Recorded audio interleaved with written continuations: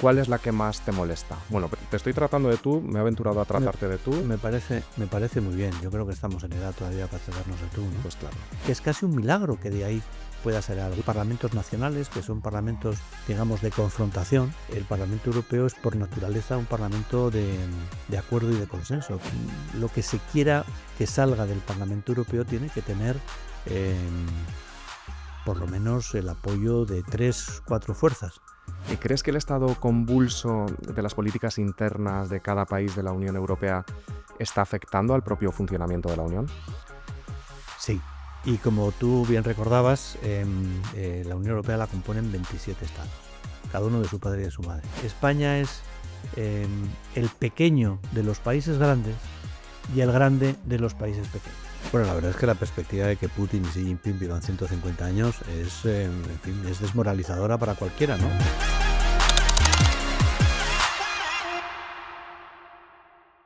Bueno, Javier Zarzalejos, eurodiputado popular. Para el que no te conozca, cuéntanos un poco quién eres, cuánto tiempo llevas siendo eurodiputado. Pues yo entré en el Parlamento Europeo en la legislatura anterior, en el año 19. Yo soy jurista de formación, soy funcionario de la Administración del Estado, a punto de ser jubilado, pero todavía sigo siendo funcionario en activo, pertenezco al Cuerpo Superior de Administradores Civiles del Estado y he ocupado mi vida entre la administración y la política. Administración con puestos en la Embajada de España en Londres, en la presidencia del Gobierno, antes de ser secretario general de la presidencia del Gobierno, en el Ministerio de Asuntos Exteriores, y luego ya en política activa, fundamentalmente mi experiencia son los 8 años que estuve como secretario general de la presidencia del Gobierno en los 2 gobiernos del PP presididos por José María Aznar. Después estuve muy dedicado a la Fundación FAES, al think tank, en fin, con trabajo de elaboración de pensamiento político, de políticas públicas, hasta que en el año 19 tuve la oportunidad de incorporarme a la lista del Partido Popular y desde entonces trabajo fundamentalmente en el Parlamento Vasco, aunque sigo en el Parlamento Europeo, aunque sigo siendo director de la Fundación FAES. Y el lapsus del Parlamento Vasco es porque tengo que decir que nací en Bilbao. Claro, es que ha hecho tantas cosas que al final uno se lía, ¿no? Exacto.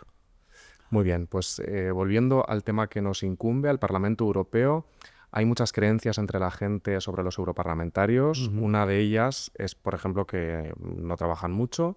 ¿Cuál es la que más te molesta? Bueno, te estoy tratando de tú, me he aventurado a tratarte de tú. Me parece muy bien. Yo creo que estamos en edad todavía para tratarnos de tú, ¿no? Pues claro.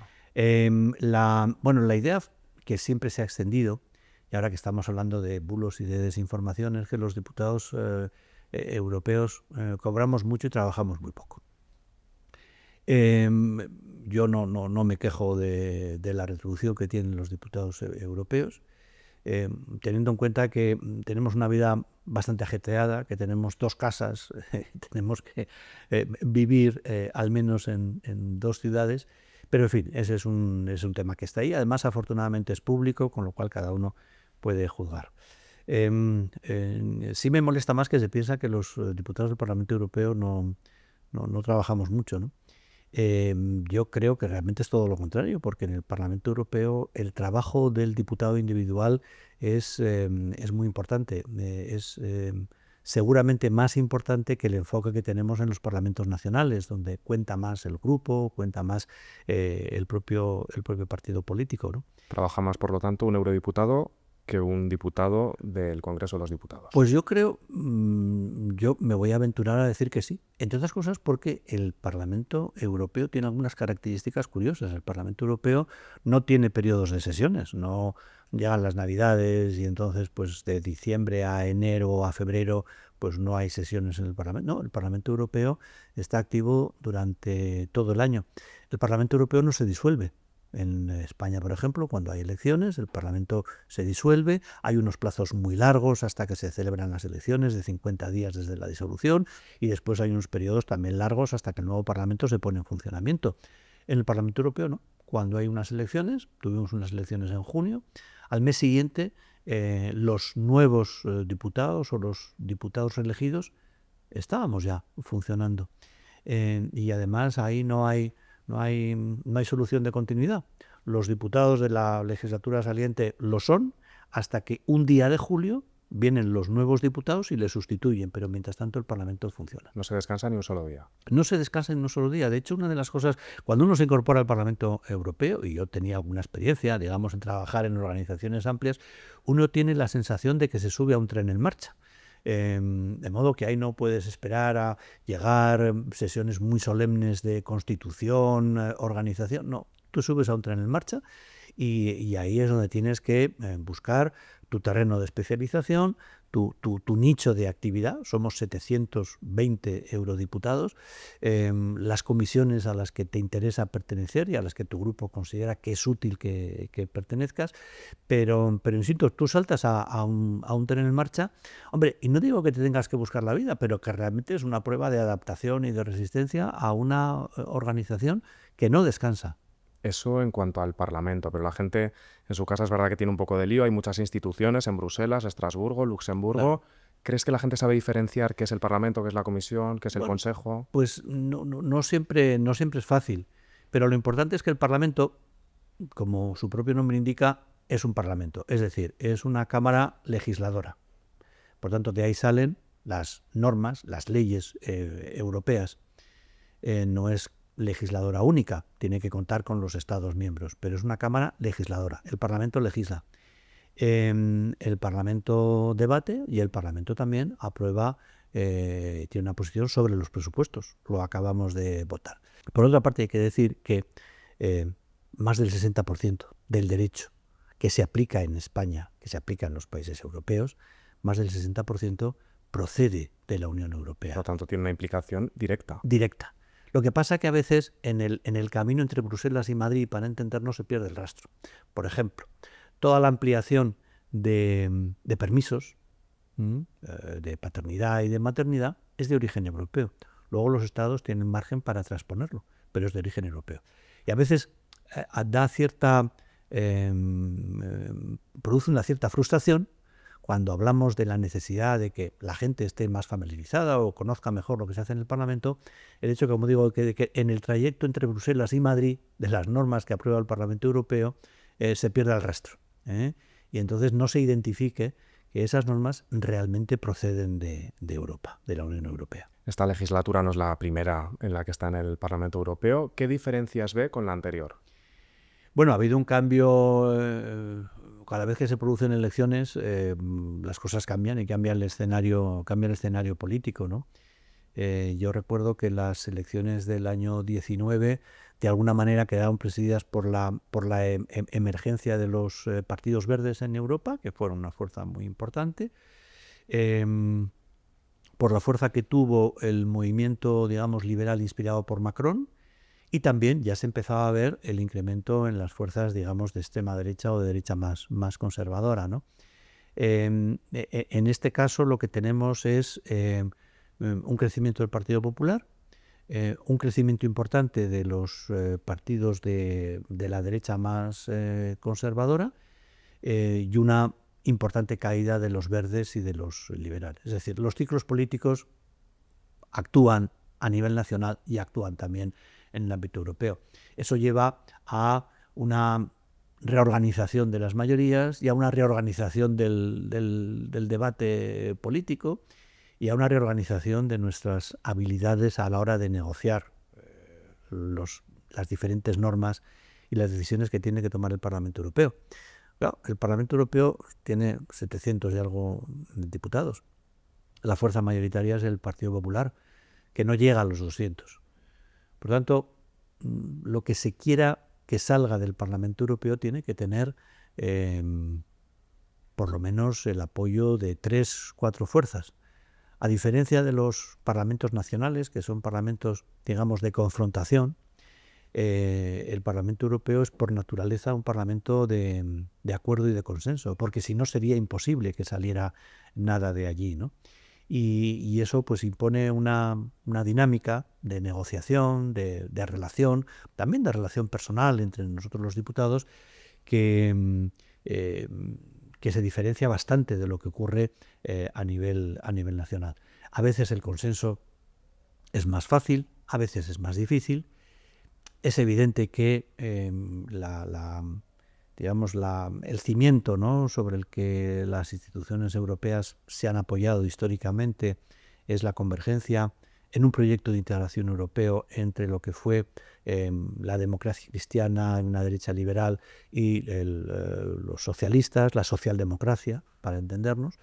Y ahora, evidentemente, hay más actores. El Parlamento está más fracturado, hay más actores y seguramente hay mayores dificultades para entenderse. También es verdad que cada vez los temas que llegan al Parlamento Europeo, sobre los que el Parlamento Europeo tiene que reflexionar, son temas más sensibles, más difíciles, en el que hay que hacer una labor, un trabajo de integración de sensibilidades, de puntos de vista y de intereses más complejo. Como decías, la Unión Europea la componen 27 Estados miembros, cada uno de su padre y de su madre, como se suele decir. ¿Crees que el estado convulso de las políticas internas de cada país de la Unión Europea está afectando al propio funcionamiento de la Unión? Sí, y como tú bien recordabas, la Unión Europea la componen 27 estados, cada uno de su padre y de su madre, grandes y pequeños, más orientales, más occidentales, atlánticos o mediterráneos, continentales, isleños.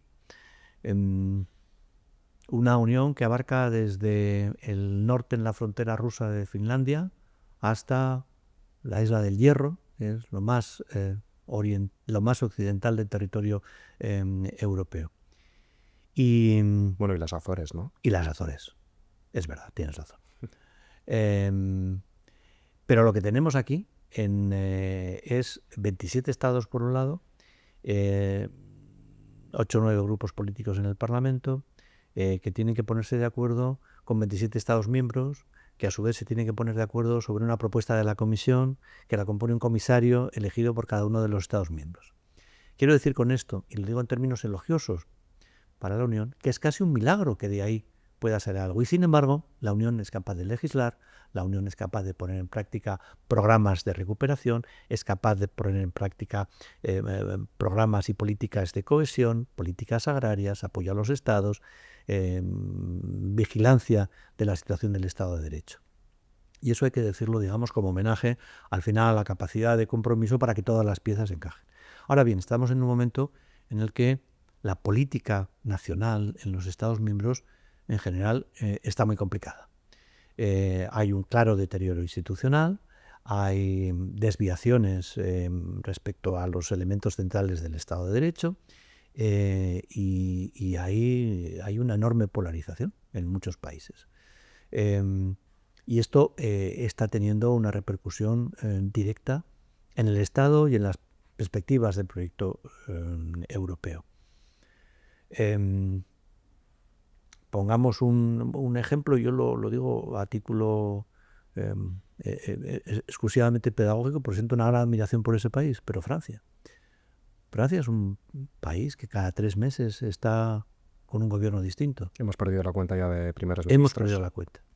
Donde el último primer ministro se va con un mensaje casi apocalíptico sobre una situación casi inminente de quiebra financiera del Estado francés, donde el presidente de la República Francesa es una cosa muy seria, pues tiene unos niveles de popularidad ínfimos, donde por otra parte la representación fundamental de la izquierda es un partido extremadamente radical y donde el primer partido en Francia es un partido de derecha muy dura y en general con una pulsión antieuropea o, dicho de otra manera, nacionalista francesa muy complicada.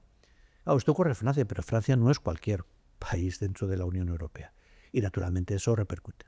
Yo creo que hay más ambición retórica que capacidad real de liderazgo. Volviendo un poco a tu etapa anterior en el gobierno, que me mencionabas antes que no solo has estado en el Parlamento Europeo, sino que has pasado por muchas instituciones, ¿qué diferencias hay entre tu trabajo en la Eurocámara y en el gobierno español? Bueno, yo el contacto que tuve con la política europea, claro, lo tuve desde el otro campo, desde el campo del gobierno. Ahora es el Parlamento y por tanto es el Parlamento el que observa cómo actúan los gobiernos nacionales, ¿no?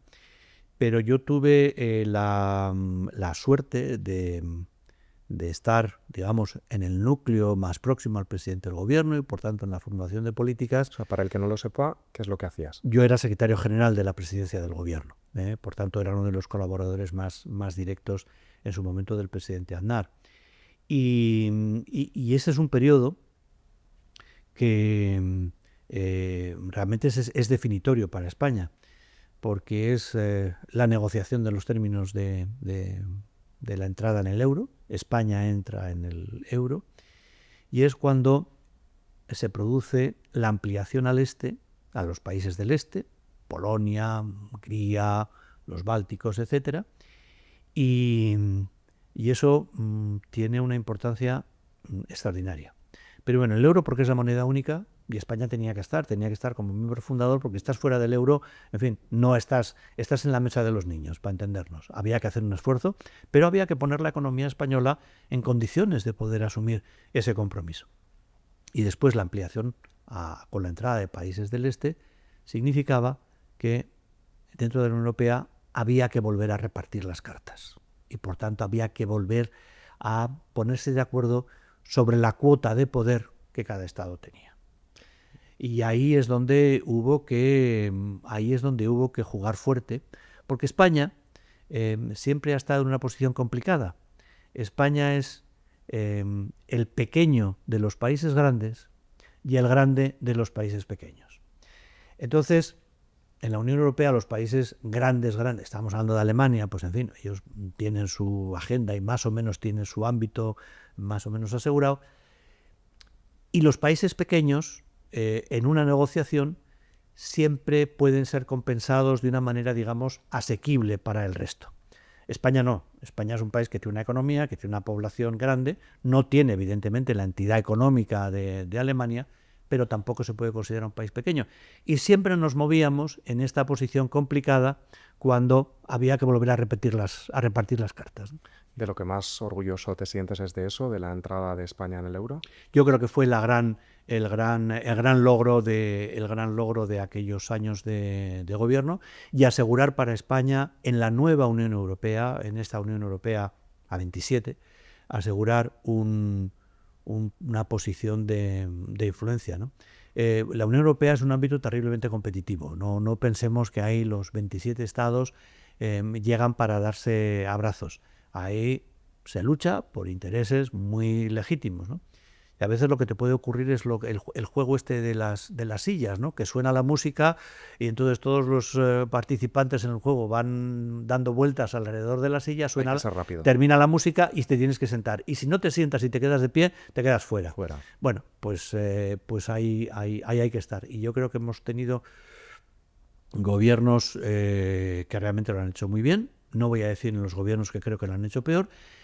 Y hemos tenido además una administración muy competente que ha jugado muy bien sus bazas y que ha sabido defender muy bien nuestros intereses en Europa. Volviendo un poco a tu trabajo en el Parlamento Europeo, tú eres presidente de la Comisión de Libertades Civiles, Justicia e Interior del Parlamento Europeo, ¿no? Cuéntanos un poco qué se hace en esa comisión. Bueno, yo ahora quiero, en fin, sacar un poco pecho de lo que hace la comisión. No tanto por mí, sino por todos los miembros de la comisión que colaboran, ¿no? Es la comisión legislativa más grande del Parlamento Europeo, son 75 miembros la que lo integran. Es la comisión que más trabajo acumula, más del 20% de todo el trabajo parlamentario se enfoca en la comisión LIBE, que tiene además un ámbito de trabajo enorme, porque es responsable de toda la regulación de libertades civiles, es responsable de los asuntos de interior, es responsable de los asuntos de justicia y de la protección de datos. No es poco. Entonces, seguramente para hacer algo concreto, ¿no? ¿Qué temas en este momento se están trabajando en la comisión LIBE? Bueno, pues están trabajando todas las normas relativas al Pacto de Inmigración y Asilo, toda la nueva legislación europea sobre inmigración y asilo, que va a entrar en vigor en el próximo mes de junio y que se aplica a todos los estados y va a ser el marco jurídico en el que los estados desarrollen sus políticas migratorias.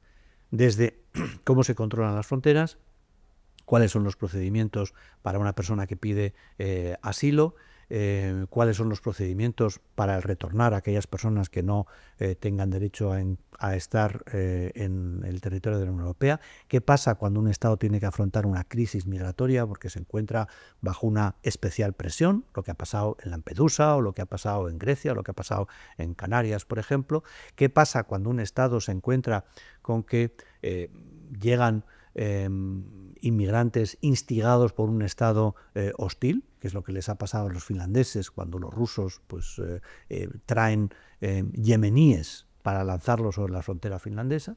Bueno, todo esto se está debatiendo, hay una parte que se ha aprobado, otra se está debatiendo, se tendrá que aprobar en el Parlamento Europeo.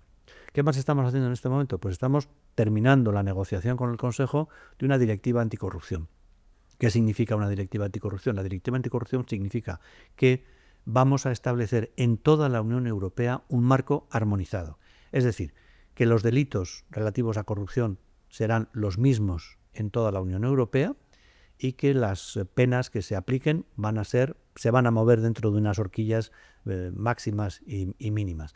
¿Esto qué va a hacer? Pues esto va a permitir que, digamos, no haya lugares seguros para los delitos de corrupción. Bueno, Javier, pues aquí en Terraza Europa siempre nos gusta dar voz a la gente de la calle que tiene muchas preguntas para los eurodiputados. Hemos seleccionado algunas, o sea que si te parece vamos a escuchar la primera, ¿vale? Hola, ¿qué tal? Soy Pablo, tengo 22 años y me gustaría saber si Europa es más o menos segura para vivir comparado con Estados Unidos. Buena pregunta.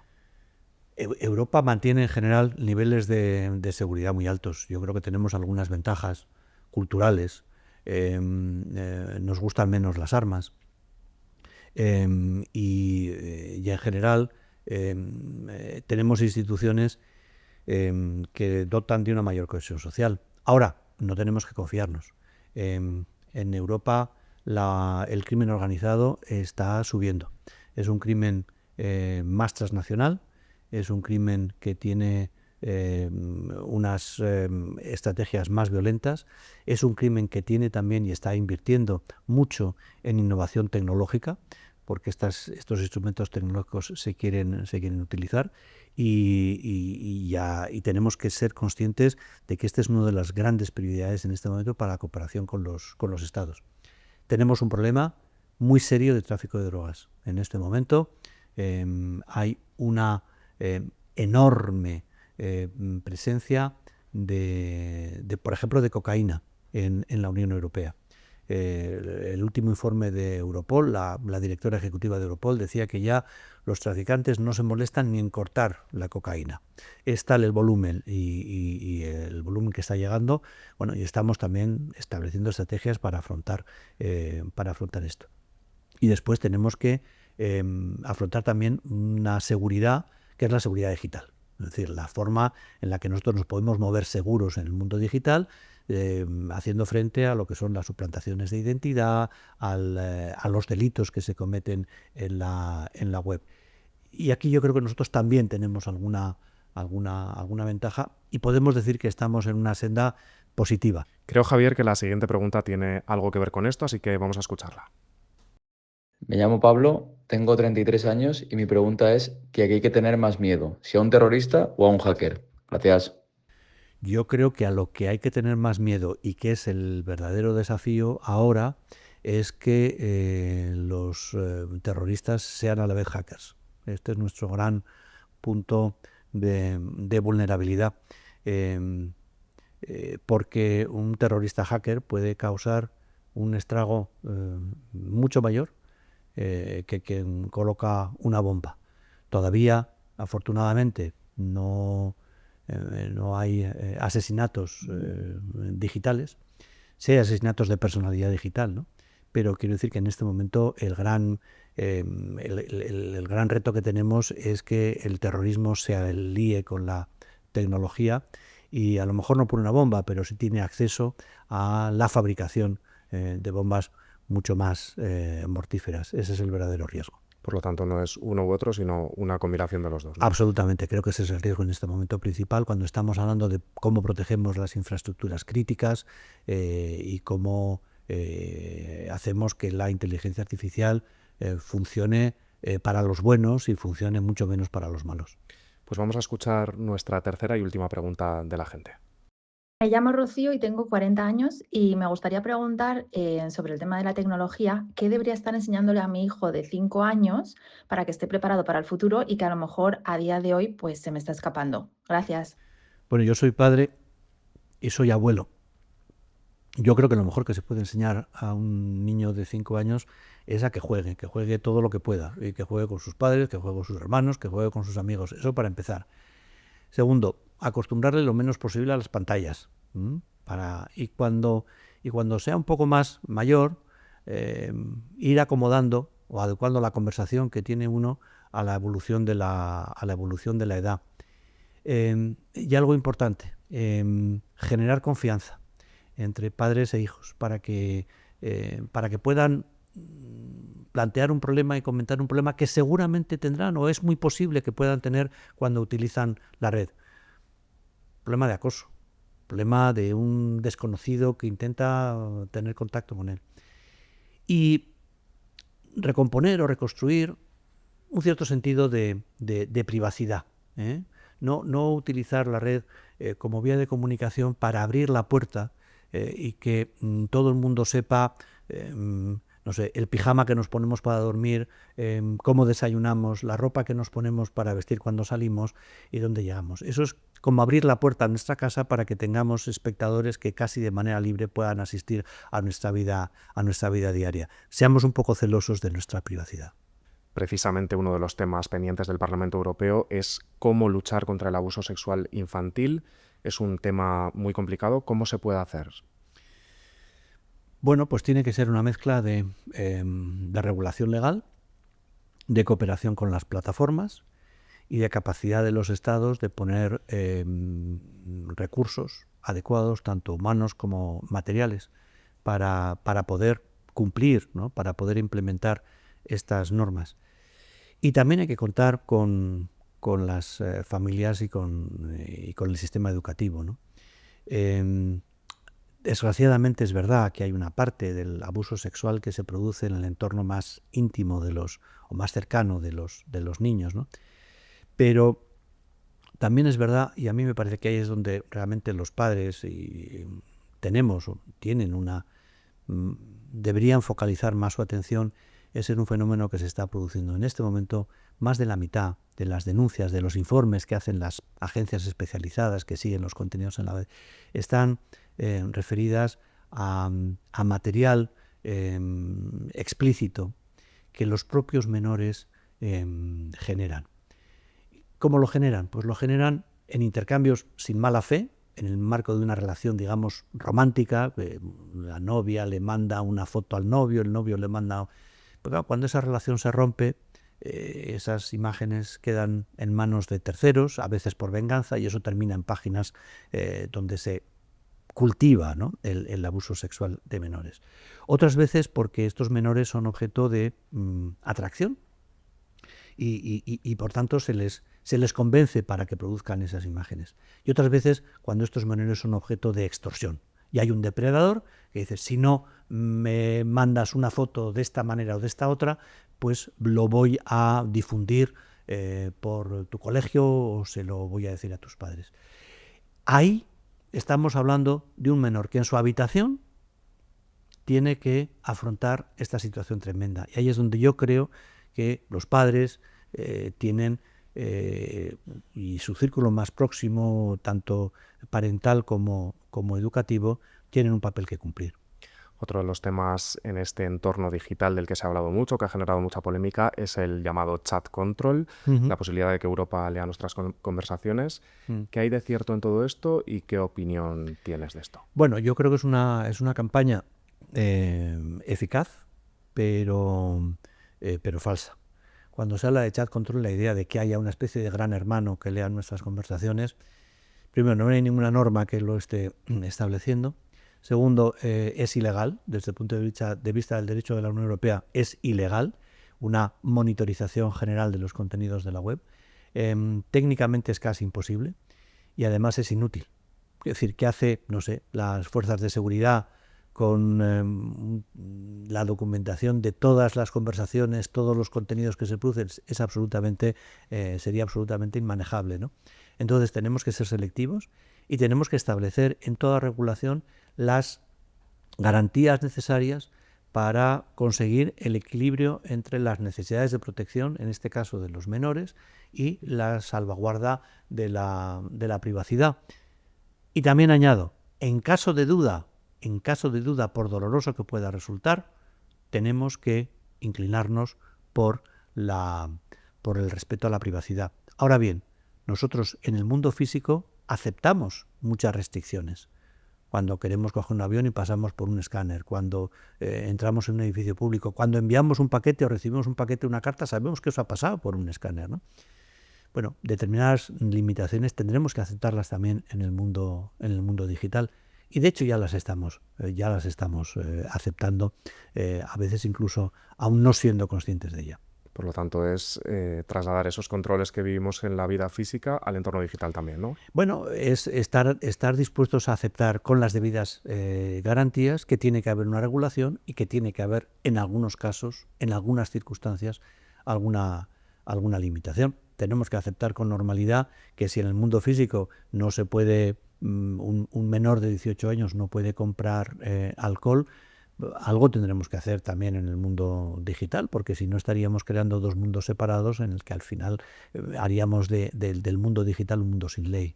Bueno, Javier, en Terraza Europa nos gusta también analizar temas que se hayan hecho virales, de los que esté hablando mucho la gente. Y hace no demasiado tiempo vimos una imagen cuanto menos curiosa de Xi Jinping y de Putin paseando en el aniversario del fin de la Segunda Guerra Mundial. Lo curioso de esa imagen es que los micrófonos estaban abiertos y tuvimos la posibilidad de escuchar lo que estaban diciendo, y la conversación, desde luego, era llamativa porque estaban hablando de la inmortalidad, de la posibilidad de ser trasplantados varias veces y de incluso en este siglo llegar a vivir 150 años.